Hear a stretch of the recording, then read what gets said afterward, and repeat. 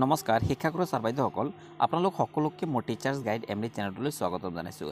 আজি আমি ৰাজ্যৰ প্ৰতিখন বিদ্যালয়ৰ শিক্ষাগুৰু ছাৰ বাইদেউসকলৰ বাবে ইউডিএছ প্লাছ সম্পৰ্কে এটা বিশেষ আপডেট লৈ আহিছে আৰু যি আপডেটটো আমাৰ সমগ্ৰ শিক্ষা ফালৰ পৰা আহিছে আৰু এই মেছেজটো আজি আপোনালোকৰ মাজত শ্বেয়াৰিং কৰিম।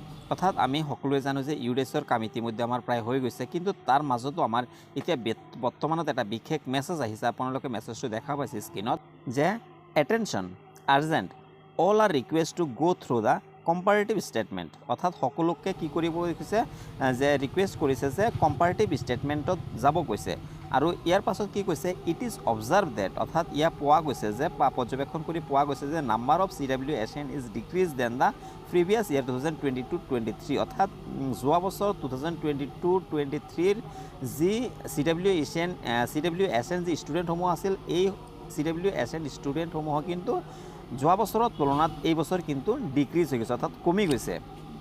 তো ইয়াত কি কৈছে ইন মোষ্ট অফ ডিষ্ট্ৰিক্টছ, মানে বহুতো ডিষ্ট্ৰিক্টত এয়া মানে ডিক্ৰিজ হৈ গৈছে, কমি গৈছে। তো কি কৈছে please reverify the data immediately, অৰ্থাৎ অতি শীঘ্ৰেই এই ডাটাসমূহ ভেৰিফাই কৰিব লাগে।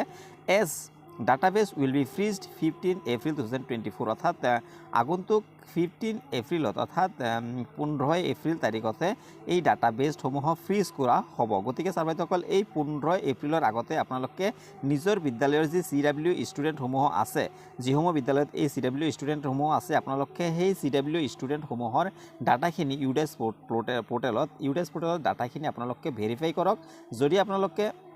যদি আপোনালোকে নিজৰ বিদ্যালয়ৰ CW ষ্টুডেণ্টক আপোনালোকে CW ষ্টুডেণ্ট হিচাপে দেখুওৱা নাই, তেতিয়াহ'লে অতি শীঘ্ৰেই চেক কৰি আপোনালোকে পুনৰ কাৰেকশ্যন কৰি লওক। অৰ্থাৎ আগন্তুক 15 এপ্ৰিলৰ পিছত কিন্তু আপোনালোকে এই এডিট কৰিব নোৱাৰিব আৰু অতি শীঘ্ৰে অৰ্থাৎ 15 তাৰিখৰ আগতে আপোনালোকে এই CW ষ্টুডেণ্টসমূহ আপোনালোকে ভেৰিফাই কৰক আৰু ভেৰিফাই কৰি আপোনালোকে আপডেট দি দিয়ক। তো ছাৰ বাইদেউসকল ভিডিঅ'টোৰ যোগেদি কথাখিনি জনালোঁ, আশা কৰিছোঁ আপোনালোকে নিশ্চয় বুজি পাইছে। তো আপোনালোকে এনেধৰণে শিক্ষা বিভাগৰ লগত জড়িত ইনফৰমেশ্যনসমূহ সদায় পাবৰ বাবে অনুগ্ৰহ কৰি চেনেলটো ছাবস্ক্ৰাইব কৰি ল'ব আৰু কাষতে থকা বেল আইকন প্ৰেছ কৰি অলপ ক্লিক কৰি দিব। তো ছাৰ বাইদেউসকল আজিৰ ভিডিঅ'টি ইয়াতে সমাপ্ত কৰিছোঁ। ধন্যবাদ সকলোকে।